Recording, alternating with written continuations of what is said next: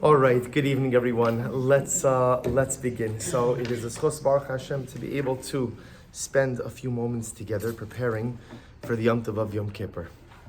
There's so much to say about this day and so many incredible dynamics of Yom Kippur, and especially, again, at first I really thought I was going to focus on a little bit more the topic of Yom Kippur on Shabbos, as it is a fascinating dynamic that brings together two dramatic streams of Kiddusha into one incredible tapestry of Yamim Noraim. But we're going to focus on something a little bit different. Take a look at number one. The Gemara Maseches Taanis says as follows. Rav Shimon Gamliel said as follows. Lo hayu Yamim Tovim liYisrael kechamisha asar ba'av u'kiyom Kippurim. There were no greater days for Klal Yisrael than the 15th of Av and Yom Kippur. So 15th of Av is Tu B'Av and Yom Kippur. So we'll save Tu B'Av for a different Shemir Tzashem. So the Gemara says, what happened? What's Yom Kippur? Why is Yom Kippur such a source of tremendous simcha? So Bishlam Yom Kippurim, why? Mishum de'isbei slicha u'mechila.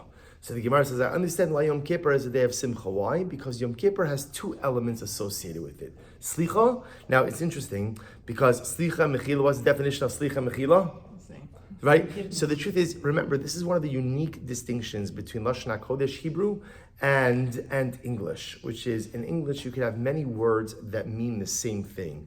In Lashon HaKodesh in Hebrew, there's no such thing as two words that mean the same thing. They may translate, for example, so slicha and mechila both translate usually as forgiveness. But there's no need for two different words for forgiveness. Either use slicha or mechila. We have this in Shmona Esrei also, right? Slach lanu avinu ki chatanu, mechal lanu makinu ki fashanu. So already, by the way, just from Shmona Esrei, you see what's the difference between slicha and mechila? So remember again, slach lanu avinu ki chatanu. What's the definition of a chet? Sin. What kind of sin?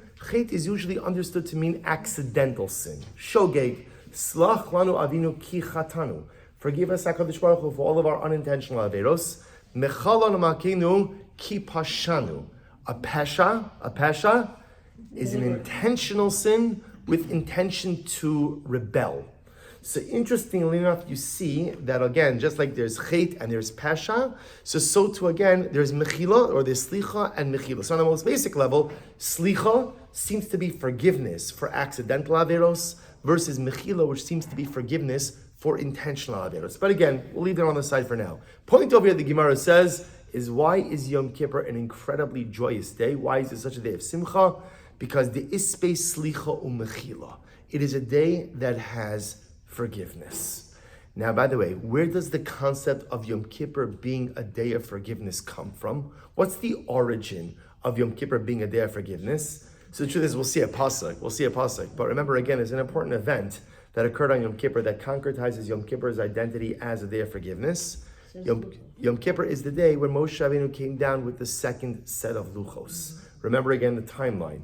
Moshe Rabbeinu comes down with the first set of luchos, first set of tablets on the 17th of Tammuz. He goes ahead and he breaks them. Then there's a couple of sets of 40 days, and the next time he comes down with the second set of luchos is on Yom Kippur, the 10th of Tishrei.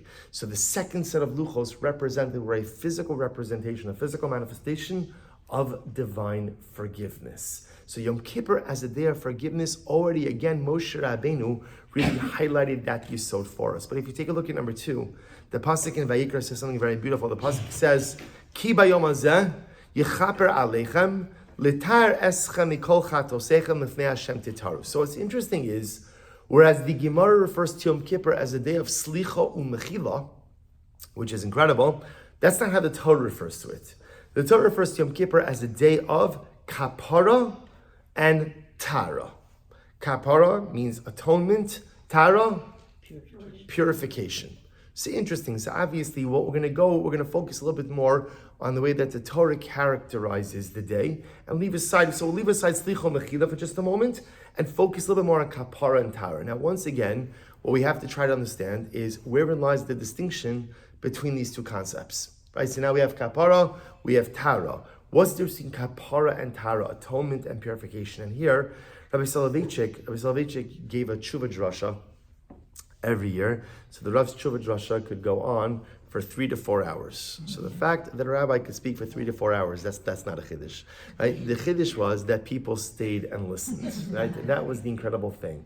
And Rabbi Soloveitchik says tshuva drashos were written down in a sefer called Ala Tshuva. That's what I'm quoting to you over here in number 3. And Rabbi Soloveitchik spoke about this concept of kapara and tara. What are the differences between these concepts and how do they link into the identity of this? So take a look in source number 3 Aleph. So Rabbi Soloveitchik writes as follows: Kedei lahavin mahin kapara v'tara shel Yom Kippurim. So in order to understand what is the kapara and tara of Yom Kippur, yesh ladas mahim chiyuv v'tuma b'yachas lachet. So look what he writes. He says, hachet va'onsho noldu ke'echad. So essentially what Rabbi Soloveitchik points out over here is something very interesting. Sin has 2 automatic byproducts. Every sin has 2 automatic results. First, he says, ein chet, the end of paragraph Aleph, ein chet below onesh. Im onesh bebeis din shalmata, vim onesh bebeis din shalmala. Sin always has punishment. This is an important idea. It's not a pleasant idea to think about or to discuss, but every chet, every sin comes with punishment. There is no action that doesn't have a reaction. So a person commits an avera, there is going to be an onesh. There's going to be a punishment. Now, that punishment could be experienced here in this world. That punishment can be experienced in the world to come. But there's every single chet. In fact, the Gemara says, whoever says that the Ribono Shalom is a vatran, whoever says that Hashem just forgives everything, the Gemara says, Yivatru me'oy, let his inside spill out, which is a way of saying it's incorrect. In other words, that HaKadosh Baruch Hu forgives, and we're going to talk about that, but this idea that Hashem just gives us a pass for the sake of giving us a pass is theologically, fundamentally incorrect. Every single avera comes with an onesh, comes with a punishment. That's part 1. Part base, paragraph base. Kapara, on the other hand, chet does something else. What else does chet do? He points out over here, and this is incredible. He says kapara, we'll work back a little bit. Actually, skip to paragraph Gimel for just a moment. So let me go a little bit out of order. Avalachet gam metame. But sin does something else. Sin creates tuma. Now, how do we translate tuma? We translate tuma often as impurity. So remember again, in Yiddishkeit, the interesting part is what's the definition of impurity? The definition of impurity is the absence of purity, right? In other words, tuma is what is created when there is no tara. That's why sometimes tuma is translated as unclean or impure. It's not really a correct word, right? There are many different ways a person could become tamei. A person could become tamei through physiological processes. A person could become tamei through contact with a corpse. A person could become tamei through contact in so many different ways. So tuma is not impure or unclean, but rather tuma represents the absence of tara, the absence of purity. Where there is a void, where there is a lacking of tara, then by definition there is tuma. So Rabbi Soloveitchik says something amazing. He says, chet causes tuma. Now this is a very profound concept. That every single time I commit an avera, every single time I do something wrong, at the end of the day, it engenders a sense of spiritual impurity. You know, it's interesting, if I were to ask you, what's the reason most of us sin? I know no one ever wants to answer this question, right? What's the reason most of us sin?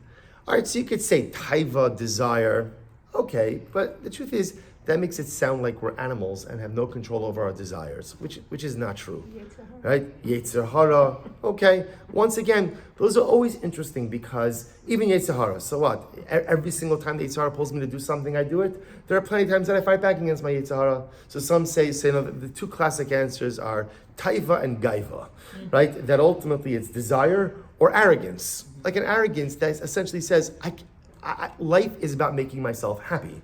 And I should be able to do whatever I want that makes me happy. God tells me I can't do it. Who is God to tell me what to do? You know what's interesting is, what is the most common first word for children? No. Now, I'm sure the speech therapist is going to say it's monosyllabic. I'm sure there's a whole, on a deep ruchni level, understand how profound that is. The first thing we do from the moment that we command the power of speech is we exercise our perceived power of self-autonomy, right? So this little shmendrik walking around in a diaper, right, says no, as if to say like, ani agever, I'm the man. Don't tell me what to do, I'm in charge. Now it sounds so crazy, but you'd be surprised how many of us go through the rest of our lives, like without the diaper, but with that, at least for a couple of years, right? But then, like, we do that same thing. That sin often comes about because of a sense of arrogance, that I should be able to do whatever I want, however I want, whenever I want. And it's interesting because, when you say it, it sounds so crazy. So instead what we do is we do like a lot of spiritual and intellectual gymnastics, right? We create alternate hashkafas, or alternate isms, or alternate movements, all in order to justify our lack of adherence to tenets of halacha, to mitzvos, to different precepts. But at the end of the day, when you boil it down, it's just simply me saying to God, don't tell me what to do. Don't tell me what to do. I know you're God, but I'm me, and I'm in charge of me. Don't tell me what to do. So you have gaiva, you have taiva, all very valid reasons. The truth is, deep down, the real reason why we commit averos is because we think that we could do it and it's not going to have an impact on me. In other words, if I knew the impact of chet, I wouldn't do it. At the end of the day, the psychology of chet is, I'm going to do this thing that I want to do now, and let's be honest, 9 out of 10 times, I know that it's wrong. I know full well that it's wrong, but I'm going to do it anyway. And what's the logic? The logic behind it is because I believe that I could be the person who does this now, and then I'm going to kind of put that in a box, and I could go back to just being who I was, 10 minutes later. That I know it's bad, but it's not going to have a residual impact on me. That's how we justify chet, and we do this all the time. We allow ourselves to be in situations that we know are not good situations, but we convince ourselves it won't have an impact on me. Or sometimes we allow ourselves to associate with people or be in relationships that are not healthy, that are not conducive to personal growth. And we tell ourselves, it's okay, this person, this situation, this chevra is not going to have an impact on me. And we convince we are very convincing. We convince ourselves of that by pretending that my actions won't have an impact on who and what I am. Comes along Rabbi Soloveitchik and says, it's so profoundly false. Everything we do has an impact on who and what we are. That's what he means when he says chet brings tumah. Chet brings tumah. It's an interesting idea. Imagine just on a basic level, a person goes, so we're desensitized to this because we don't really have the halachos of tum and tahara today, the laws of ritual purity and impurity. But imagine for a moment, a person goes to a levaya, right? Now going to a levaya, participating in a funeral, helping to bury the dead is a chesed shalanis. It's the highest level of chesed. But what happens after you go to the cemetery? What happens? You're tameh. But I did something so beautiful. So of course, you did something great. But everything we do has an impact on who and what we are. The good stuff, the positive things have a positive impact, and the negative things have a negative impact. Every chet brings with it a sense of tumah.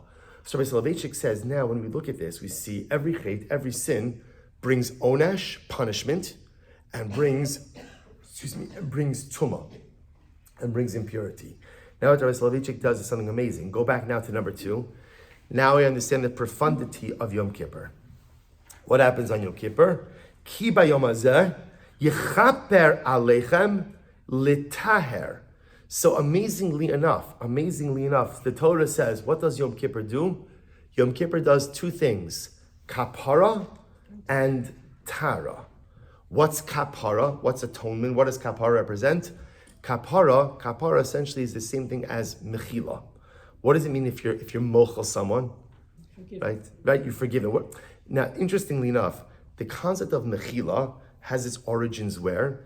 And actually in dinei mamanis, in financial law. If you lend me $1,000 and then you forgive the debt, that's called mechila. So mechila means I owe you something, but you are releasing your claim against me. So what does it mean when HaKadosh Baruch Hu is mochelas or solei? When he ultimately, again, he's mechaper, what does that mean? It means he has a claim against me. The Moshe has a claim against you. What's the claim? I committed an Avera brings with it an onesh, brings with it a punishment. So I am owed a punishment. Kadosh Baruch Hu is mochel. That's the lashon of Yechaper. Kapara, atonement, means mechila, means forgiveness. That means that Yom Kippur has the ability to remove the onesh component of sin. But as you spoke about before, sin doesn't just engender punishment. What else does sin engender? What else? Tumah. And that's what the Torah says, Litaher eschem. So Yom Kippur brings Tara. The power and profundity of this day is to achieve these two levels of Kapara and Tara. Kapara, I have the ability to remove the punishments. Which punishments? Everything. The Rambam brings down that halacha l'maisa, Yom Kippur can take care of everything. There are certain things that Yom Kippur by itself can't take care of. According to the Rambam, at least, like Chil Hashem, for example, the Rambam says that Yom Kippur is not enough for atonement. But leaving aside the Rambam's position, we go with the approach that Yom Kippur could be mechaber, could take away all onshin, all punishments. And Yom Kippur has, and that's incredible, right? That's step one. And then step two, l'tara eschem. Yom Kippur brings tara. Yom Kippur brings purity, that all of the tumah that has accrued and that has amassed on my neshama as a result of a year of doing averos, a lot of mitzvos also, but of doing averos and thinking that those averos don't change me, they don't have an impact on me. Meanwhile, like the residual tumah plaque, spiritual plaque is building up, comes Yom Kippur, and Yom Kippur wipes all of that out. Incredible. This is the profundity of this day. The greatest challenge, I'm sure all of us have this moment, where you think about the Yom Kippur would be so much better, like with a cup of coffee, right? What I mean, like imagine for a moment, if you had to fast, but imagine you just got to start the day, right, with a cup of coffee. Then I'd be in, like I'd be engaged, and I could tell you, one of the hardest things of Yom Kippur is there's so much power and so much profundity, and we're like slogging along, like we're exhausted for so much of it already. The truth is, the funny part, it already begins Kol Nidre, right? Already at night, you come into shul, everybody's full, you're tired, you're dozing off, this, that. If you think about it, finally the time that most people really wake up for Yom Kippur is when? Ne'ilah, right? And it's the most frustrating thing in the world. It's almost over. There's like an hour left, and now I get that boost of energy. And okay, but we take whatever we can get. But it's important, that's why it's important for us to kind of acquaint ourselves with these concepts, to push ourselves a little bit. There's so much that is happening on this day, so many beautiful things. Imagine again, Kadosh Baruch Hu says, just show up, and again, I'm going to take away all of your own shil, I'm going to take away all of your punishments, and I'm going to remove all of your tumah, and all of that happens on Yom Kippur. And to reinforce this a little bit, take a look at number 5. I'm sorry, going out of order for just a moment. So the Gemara says, Rebbe Omer. Rebbe espouses an incredible idea in the Gemara. Rebbe says, I'll call averos sheba Torah. On all of the averos that have in the Torah, ben asa tshuva, ben lo asa tshuva, yom haKippurim mechaper. This is the famous position of Rebbe in the Gemara, what we call itzumo shel yom mechaper. Rebbe says that Yom Kippur is so powerful that even if you do nothing the entire day, even if you go to sleep right when the fast starts and you get up right when the fast is over, Yom Kippur atones for you. This is actually very important halachically as well, because this is why, and sometimes this is difficult for people to wrap their head around a little bit, the most important thing in Yom Kippur is fasting. And even if it means that a person should stay home and relax and not go to shul, and not, which is frustrating on Yom Kippur, but that enables them to fast, the ikr on Yom Kippur is the fast.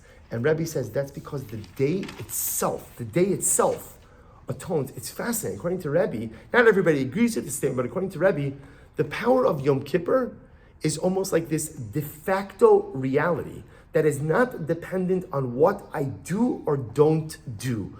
All I need to do is actually go through a Yom Kippur. Even if I don't experience the Yom Kippur, I just have to literally live through the Yom Kippur, and Yom Kippur goes in and takes care of that kapara and that tara. Isn't that incredible? The day itself cleanses me of everything, takes away all of my punishments, and takes away all of my tumah as well. But there's another piece to Yom Kippur as well, which is incredible. So this by itself is incredible, right?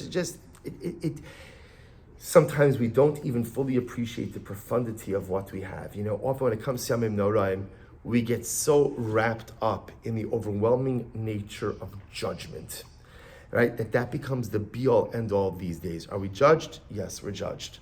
Are we inscribed in the book of life or chasron, the book of death? Yes. Yes, that is a reality. All of humanity is inscribed in one sefer or the other. But that's only part of the story.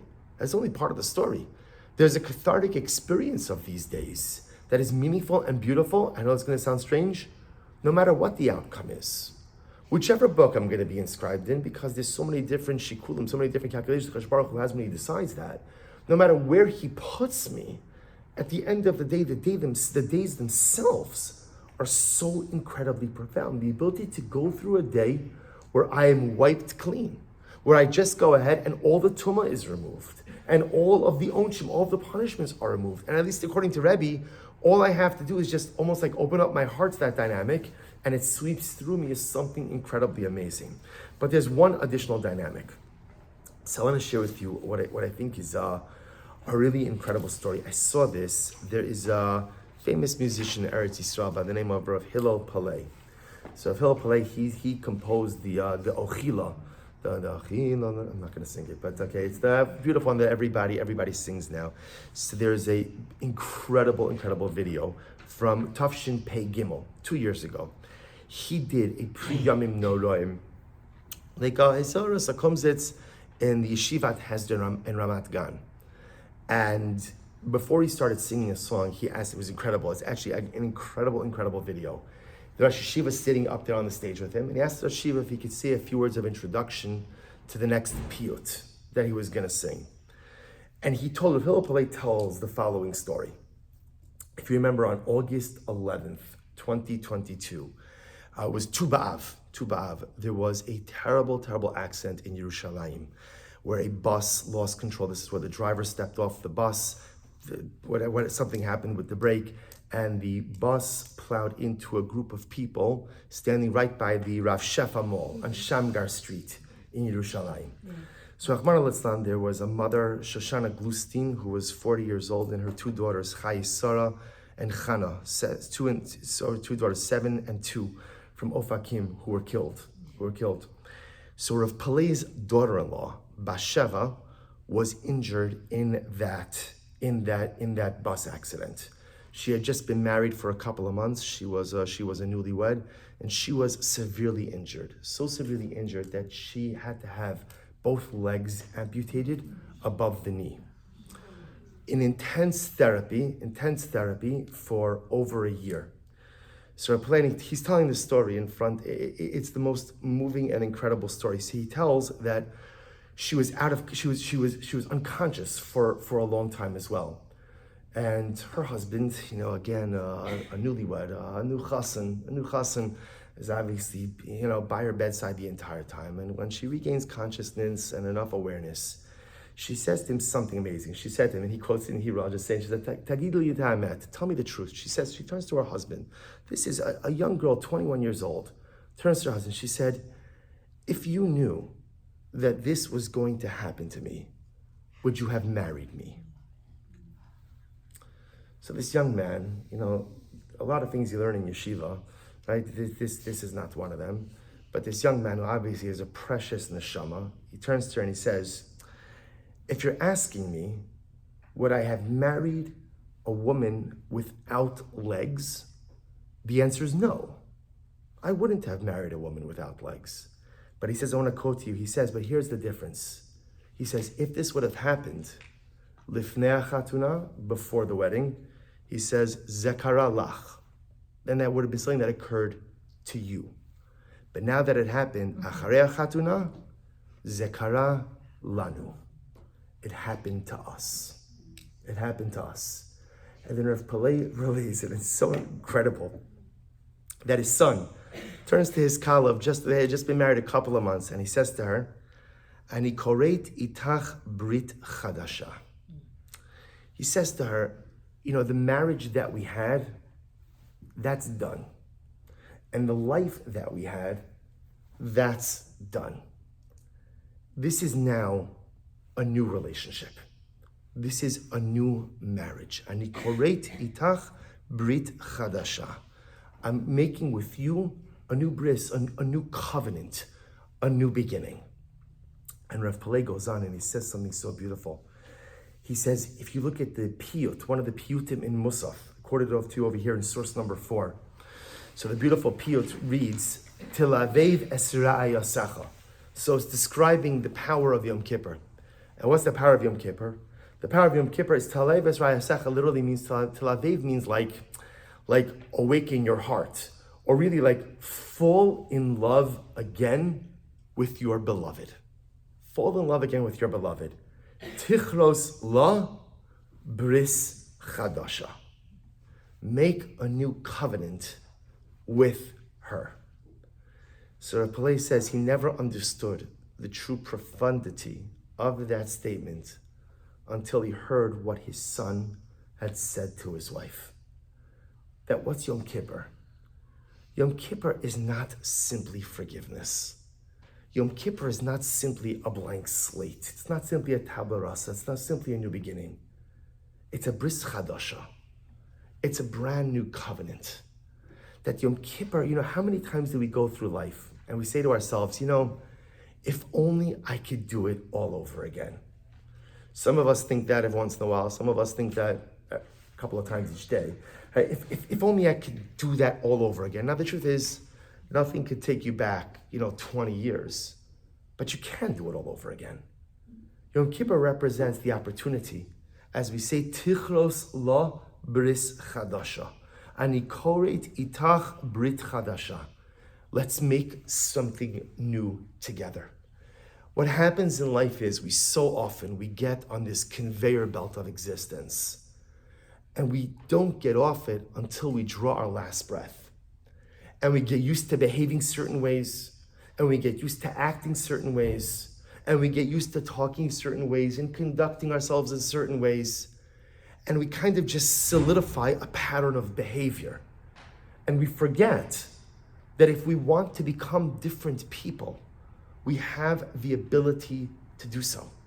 If you want something different for your life that is within reach, if you want something different for your persona that is within reach, if you want to become someone different, you can do that. Tichros la bris chadasha.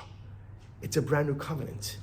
Yom Kippur comes, and if we combine these two ideas together, Yom Kippur comes and HaKadosh Baruch Hu says, Ki bayom hazeh, number 2, again, Ki bayom hazeh yichaper aleichem utar eschem. HaKadosh Baruch Hu says, listen, let me tell you what I'm going to do for you. Here's what I'm going to do for you. I'm going to give you kapara.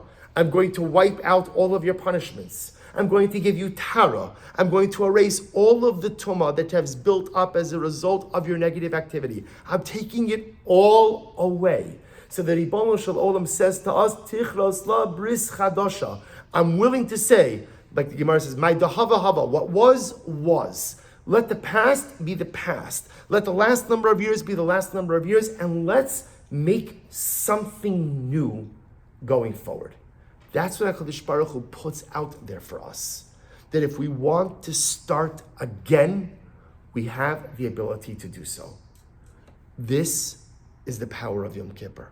And that's why Rebbe says in number 5, that's why Rebbe says so profoundly, that the truth is, Yom Kippur, as strange as this sounds, Yom Kippur is not about what you're doing for God. Yom Kippur is about what HaKadosh Baruch Hu is doing for us. He is giving us a reset, I've used this example before, this mashal before, and to me it's very profound. You ever have to do a factory reset on your phone? You ever have this? Right, where something goes wrong and you have to do a factory reset. So, you first of all, like the pachad that comes with the factory reset, right? Like what's gonna happen to all of my contacts? Now there's iCloud, so it's a little bit different, right? All of my messages, all of my emails. So if you've ever had to do a factory reset, after you overcome the fear, there is nothing more liberating in the world. Suddenly, my life is a blank canvas. I'm not behind in any voicemails because they don't exist anymore, right? No more unanswered text messages, WhatsApp, emails. There's nothing there. And for those 4 minutes, right, before everything just clogs back up again, there is this incredible feeling of being liberated, being free. And like for once, maybe I can make something different out of my life. And that's just true with your phone. Alachas kama v'kama in life. We get stuck on the conveyor belt of existence. And one year bleeds into another, into another, into another, into another. And before we know it, we wake up 30, 40, 50, 80, 90, 119. And I fail to take advantage of all the new starts, all of those years. And HaKadosh Baruch Hu says, every year I whisper in your ear, Tichros la bris chadasha. Let's make something new together. Let's create something new and beautiful together. Why does it have to be the same continuation of all the same stuff that's always broken, that's always in a state of disrepair, that's always not working? Why don't you just become someone different? Become someone new. And by different, by the way, I don't mean different, totally different. But just decide to live differently, decide to do differently, decide to be differently. And HaKadosh Baruch Hu gives us the ability to do that.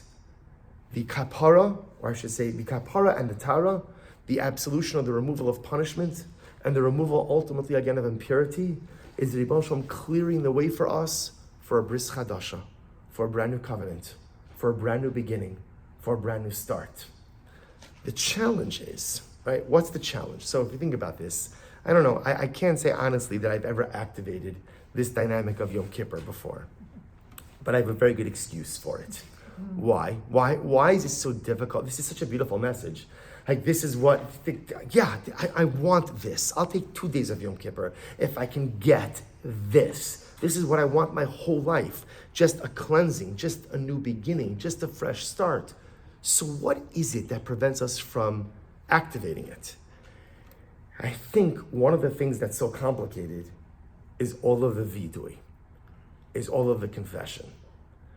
It's really hard to feel like you're getting a fresh start where every other word out of my mouth is Ashamnu, Bagadnu, Al Chait, and this, that. And sometimes you go through that list and we like to pride ourselves in the fact that, oh, you know what, I would never do that one, right? Until the year comes when, oh, I did that one. I did that one. And it's depressing. It's really depressing. And what's even more depressing is a lot of us save ourselves from depression. How? Just whatever you do, don't read it in English, right? Because at least then I don't fully know what I'm saying. I kind of like get the gist, but I don't have to feel totally guilty. And whatever you do, don't turn to the back of the art school Machzer. I do not know who put this in, but there's an appendix that goes through all of the subsets of every single Avera. So and it's codified and it's alphabetical and it's most severe to least severe, chronological, everything. It's this is, and again, the reality is I go through it and there's a lot of stuff in there that I've done. It's very hard to feel like you're being given a new lease on life. And it's very hard to feel the kapara and the tara when the majority of the day, a large part of the day is steeped in vidui, is steeped in confession. Because remember again, what does confession do?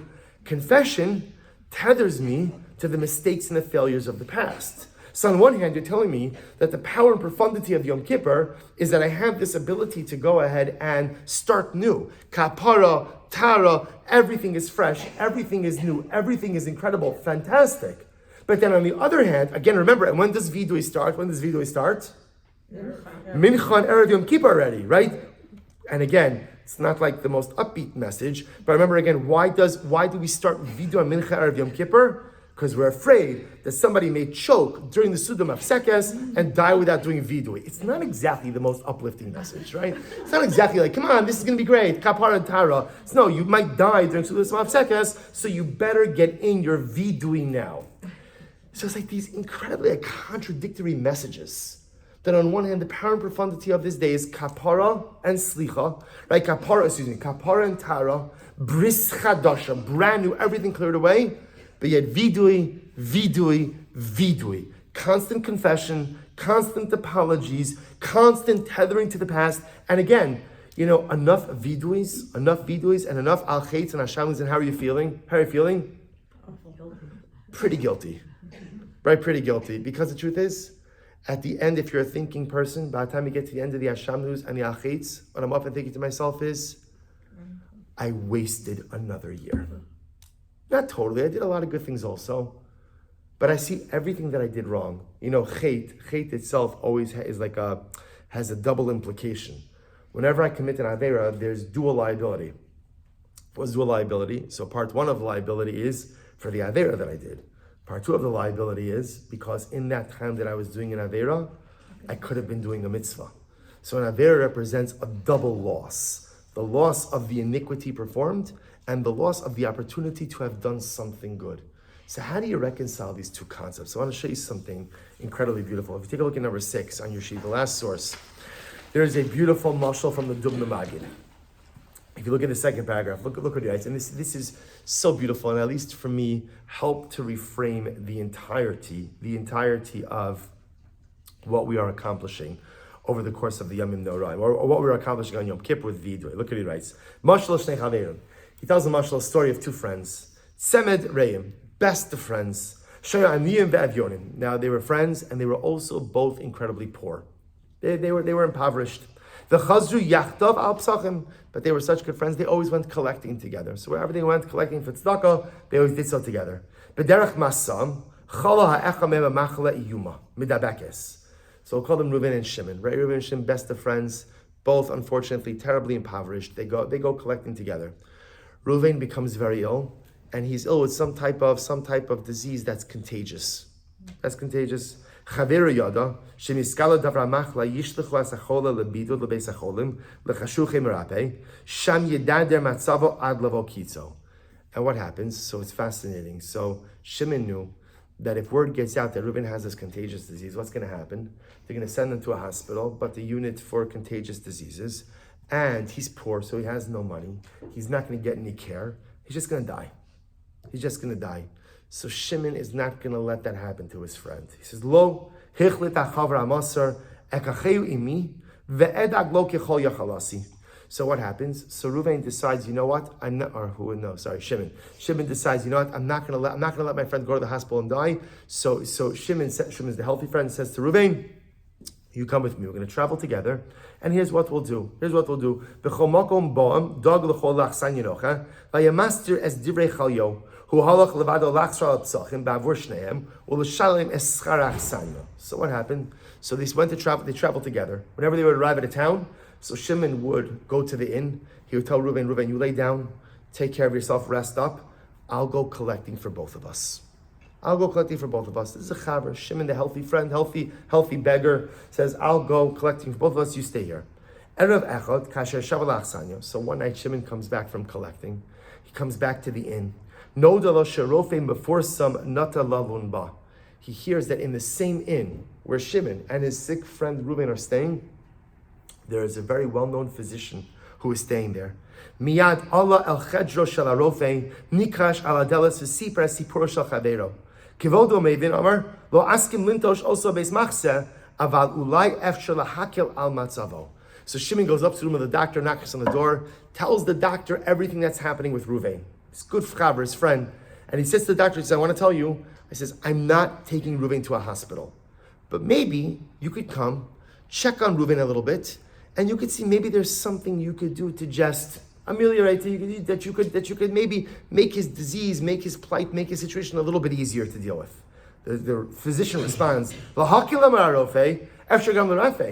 so the doctor says, astonished, says, "Shimon, your friend can be healed. I don't just have to treat some of the symptoms. I know what he has, I understand it, and I can actually heal him from this sickness. Why did you not seek out treatment for your friend? This is a very treatable disease. He doesn't have to go to the hospital. He can be treated outpatient, not a problem." So the doctor says, Shimon, take me to see Reuven right now. So Shimon takes the doctor. They go to the room where Reuven is.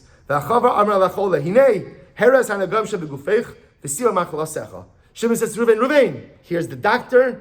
Tell the doctor everything. Show him the wound. Show him what's the problem. Tell him about all of your symptoms.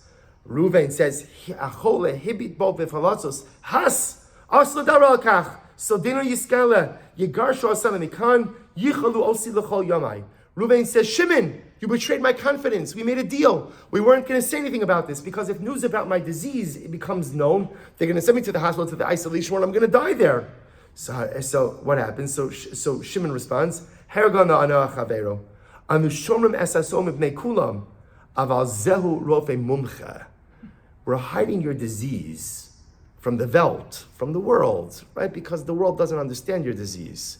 And when they hear what you have and they hear that you're contagious, they're just going to throw you in the isolation ward. But this is the expert doctor. Hayochol lahalos arucha lamachalasecha. This doctor, he knows how to heal everything that is ailing you. Lefanav yesh lagalas akol. To this doctor, but the only way he can heal you is if you tell him everything that's wrong. You got to tell him everything that's broken. And if you tell him all the symptoms, you tell him all the problems, he'll heal you. But don't hide anything. Right? It's like when you go to the doctor. If the doctor says, how are you feeling? And you say, fine. Right? Doctor's like, okay, whatever your copay is, and have a great day. See you later. Right? So the Maisa, so again, Shimon says to Reuven, the doctor's here. But the only way it works is if you tell him what's broken. And the Dubna Magid says, we have such a skewed view of vidui. We often look at vidui as the confession of our guilt before the Ribono Shalom. Well, here's what's important to understand. I don't have to confess my guilt before God. You know why? You know why? He knows it already. And even the stuff that I forgot, right? Lifanecha, even all the stuff, dar nishkachos, lifanecha him giluim v'yeduim, even the stuff that I forgot a long time ago. HaKadosh Baruch Hu knows. It says the Navagi, do you know what vidui is? Vidui is when I come up for HaKadosh Baruch Hu and say, Ribono Shalom, I want this new start. I want this kapara. I want this tara. I want this bris chadasha. But HaKadosh Baruch Hu, there's so much that is broken inside of me. And you are, as we say every day in Asher Yatzar, the Rofei kol basar umafli lasos. You are the great healer. You are the one entity in the world who could put anything back together. I go through life and for a variety of reasons, I feel so incredibly broken. Vidui is not the confession of guilt. Vidui is the beautiful visit to the doctor and telling him everything that's wrong so that he can heal, so that he could do his job, so that HaKadosh Baruch Hu could bring about miraculous salvation. So it turns out that vidui is not a contradiction to the aforementioned themes, but vidui is part and parcel of the actualization of the kapara, of the tara, and of the bris chadasha of Yom Kippur. And now we understand why we're doing so many confessions over the course of Yom Kippur. Right? Why? Sinners, here, think about this just more like I got it. One Ashamnu and one set of Al Chayitz is more than enough, right? But instead, I'm doing it in Ma'ariv, well, Mincha already, right? Mincha, my private Shemona Esrei. Ma'ariv, in my private Shemona Esrei, in Chazar Sashatz. Shachris, private Shemona Esrei, Chazar Sashatz. Min Musaf, private Shemona Esrei, Chazar Sashatz. Mincha, private Shemona Esrei, Chazar Sashatz. Okay, Ne'ilah is a little bit abridged. That's a lot of Al Chayitz, and a lot of Ashamnus, and a lot of confessions. But at the end of the day, it's because I need the doctor to know everything that's wrong.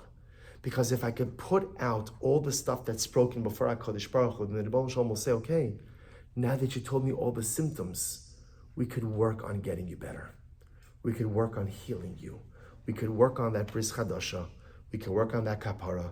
We could work on that tara. And so it turns out that the beauty and profundity of this day is more than we could ever imagine. Yom Kippur offers us the opportunity to literally wipe away all the onshim, whatever punishments we've incurred, because every sin brings punishment. Whatever punishment we can wipe away, Yom Kippur gives us the opportunity to do that. Every sin brings tumah, and Yom Kippur gives us the opportunity to erase all of the impurity, to erase all of the tumah. Yom Kippur offers us the opportunity to say to HaKadosh Baruch Hu, Ani koreis itoch bris chadasha. Let's start again. I don't want the past year to be this year to be a continuation of last. I mean, there are certain elements I want to bring over, but I want something new. I want something different for myself as well. And how do you activate all of that? Well, the only way to activate that is through vidui. First, I have to tell HaKadosh Baruch Hu everything that's broken. And not as a form of guilt, not to make myself feel bad. And that's why, by the way, you'll notice, Klal Yisrael has a fascinating minhag. What's our fascinating minhag? How do we say vidui? Hashamnu, bagadnu, gazamnu, dibarnu dofi. We sing it.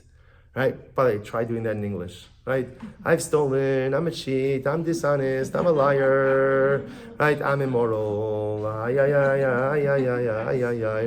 other words, it doesn't exactly flow off the tongue, right? It's not going to be on your Spotify, playlist, right? In other words, right? So why we see, but now I understand why I'm saying it. Because like sometimes when you're really not feeling well, and if you're like me, you often resist going to the doctor. And finally, when you go to the doctor, there's a certain sense of relief that now you're in a place where hopefully whatever is broken will get fixed. The whole year I run around trying to pretend like nothing's wrong, trying to rationalize, trying to ignore, trying to sweep under the rug. And Yom Kippur comes and I'm finally sitting in the Ribono Shel Olam's office. And Kadosh Baruch Hu just says one simple thing, Shefala, just tell me what's wrong. Whatever it is, it's okay. It's a no judgment zone. Just tell me what's wrong. Tell me whatever it is. Because whatever it is, I can heal it. Whatever it is, I can fix it. Whatever it is, I can repair it. And I'm finally with the doctor, and I'm finally with the Melech, and I'm finally with the Kadosh Baruch Hu. And I get to unburden myself. For one day out of the year, I don't have to pretend. For one day out of the year, I don't have to rationalize. For one day out of the year, I don't have to make up excuses. For one day out of the year, I could just be brutally and totally honest and know that the honesty, the sharing of all of my symptoms and all of my illnesses and all of my scars and everything that's broken just allows the doctor to heal everything.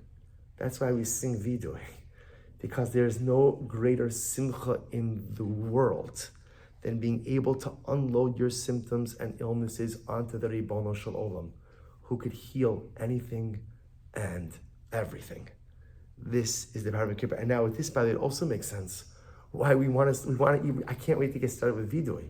Right? So even again, yes, there's a reason about you might choke during Sukkot of Seconds, but if you want to kind of end off a little bit of a higher note, in other words, I want to get started because I'm so excited. I'm so excited to finally be sitting in the exam room, right? I'm so excited to finally be sitting with the doctor. I'm so excited to finally say, oh, here it is. Let me just put it all out there.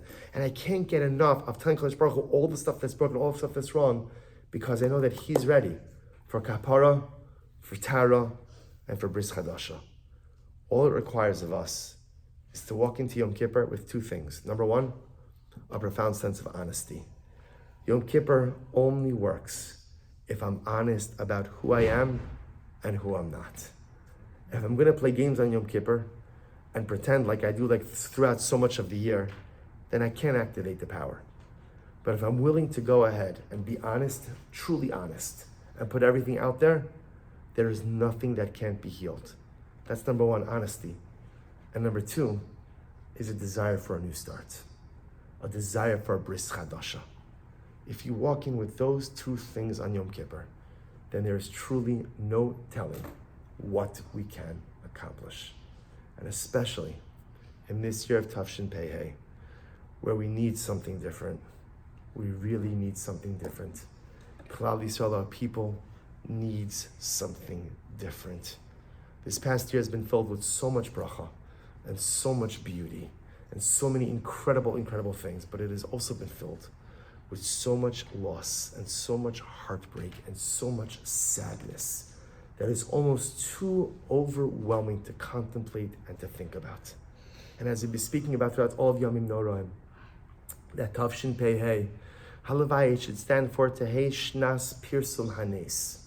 Should be a year of open miracles.